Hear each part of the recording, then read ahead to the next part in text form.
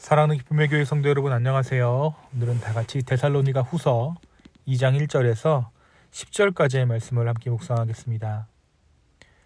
형제들아, 우리가 너희에게 구하는 것은 우리 주 예수 그리스도의 강림하심과 우리가 그 앞에 모임에 관하여 영으로나 또는 말로나 또는 우리에게서 받았다는 편지로나 주의 날이 이르렀다고 해서 쉽게 마음이 흔들리거나 두려워하거나 하지 말아야 한다는 것이라.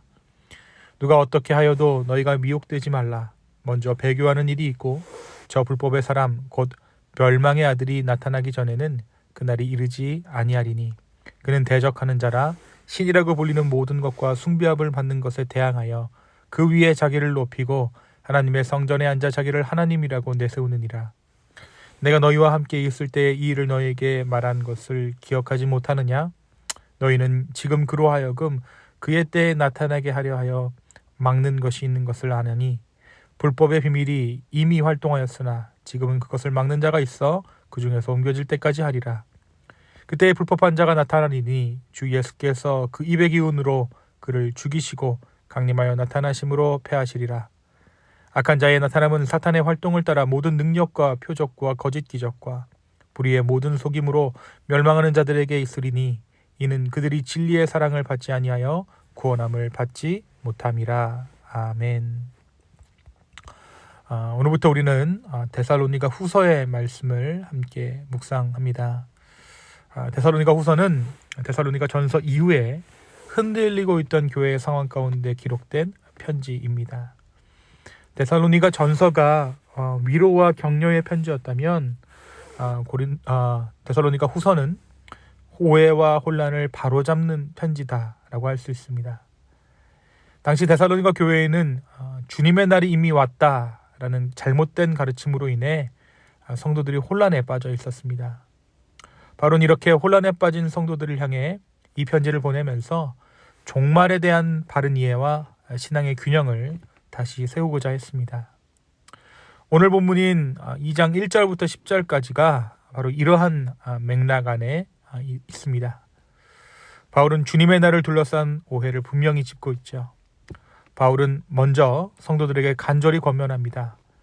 주 예수 그리스도의 강림과 그 앞에 모일 일에 대해 쉽게 마음이 흔들리거나 두려워하지 말라라고 말하죠.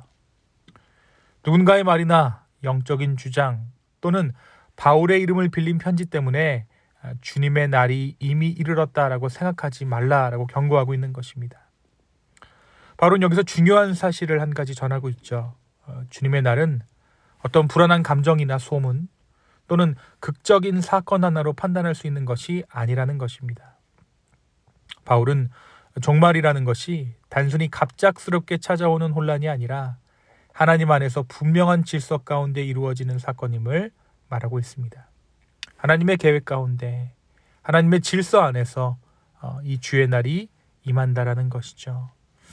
그래서 바울은 주님의 날이 오기 전에 반드시 일어나야 할 사건들을 언급하고 있어요. 그는 먼저 배도가 있을 것이다 라고 말합니다. 배도. 그러니까 주님의 도를 배반하는 것은 단순한 신앙의 약화를 말하는 것이 아니죠. 하나님을 떠나는 근본적인 반역을 의미합니다. 또한 바울은 불법의 사람, 멸망의 아들들이 나타날 것이다 라고 말합니다. 여기서 불법의 사람, 멸망의 아들이란 무엇일까요? 그들은 바로 자신을 하나님처럼 높이고 하나님이라 불리는 모든 것 위에 나를 세우려는 존재입니다. 심지어 그들은 하나님의 성전에 앉아 자신을 하나님이라고 주장합니다. 바울이 이 존재를 묘사하는 방식은 단순히 공포를 주기 위한 것이 아니었습니다. 그는 사람이라는 존재가 얼마나 하나님 자리를 대신하려는 그 욕망이 얼마나 깊은지를 보여주고자 한 것이죠. 불법한 사람이란 단순한 한 인물을 지칭한다라기보다는 하나님 없이도 충분히 살 수 있다고 주장하는 인간의 교만이 극단적으로 드러난 모습입니다. 이때 바울은 동시에 중요한 사실 한 가지를 말해요. 이 불법의 세력이 마음대로 활동하는 것처럼 보이지만 사실은 이미 제한되고 있다라는 것입니다. 바울은 막는 자가 있어 그가 때가 되기 전에는 나타날 수 없다라고 분명히 기록하고 있죠. 그러니까 악의 역사조차도 하나님의 주권 안에 있다라는 사실을 바울은 숨기지 않고 밝힙니다. 바울은 불법의 사람의 활동이 사탄의 역사와 능력, 표적과 거짓 기적으로 나타날 것이라고 말합니다. 그들은 사람들의 눈을 현혹시키는 방식으로 자신을 드러낼 것이고 특히 진리를 사랑하지 않는 사람들에게 강력한 미혹을 가져올 것이라고 경고합니다. 그러니까 여기서 말하는 바울이 말하는 문제의 핵심은 단순히 어떤 악한 사람들이 거짓 기적을 베푸는 것이 아니라 진리를 거부하는 사람들의 마음, 그것을 문제 삼고 있는 것이죠. 사랑하는 성도 여러분, 오늘 말씀은 우리에게 무엇을 말해주고 있습니까? 오늘 말씀은 먼저 우리의 탐심이 결국 믿고 싶은 것을 믿게 만든다라는 것을 말해주고 있어요. 여러분, 진정한 하나님과 탐심이 만났을 때 인간은 자신의 욕심을 내려놓고 주님께 순종합니다. 하나님의 거룩하신 앞에서 인간은 더 이상 자신을 붙들 수 없고 결국 욕망을 내려놓고 하나님 앞에 무릎 꿇게 됩니다. 그런데 반대로 악한 의도를 가진 누군가가 전해주는 왜곡된 하나님과 탐심이 만났을 때 인간은 하나님을 따르는 것이 아니라 자신의 욕망을 신앙으로 포장하기 시작합니다. 하나님을 믿는 것처럼 보이지만 사실은 하나님을 이용하는 신앙이 만들어진다라는 것이죠. 진리를 따르는 것처럼 보이지만 실제로는 자신의 욕망을 정당화하는 종교가 우리의 내면 가운데 탄생하게 되는 것입니다. 바울이 오늘 말씀 데살로니가 후서 2장에서 경고하는 것이 바로 이 부분입니다. 이 불법의 사람이란 단순히 무서운 존재가 아니라 사람들이 듣고 싶어하는 하나님을 만들어내는 존재입니다. 그들은 하나님을 부정하지 않습니다. 오히려 하나님을 말하죠.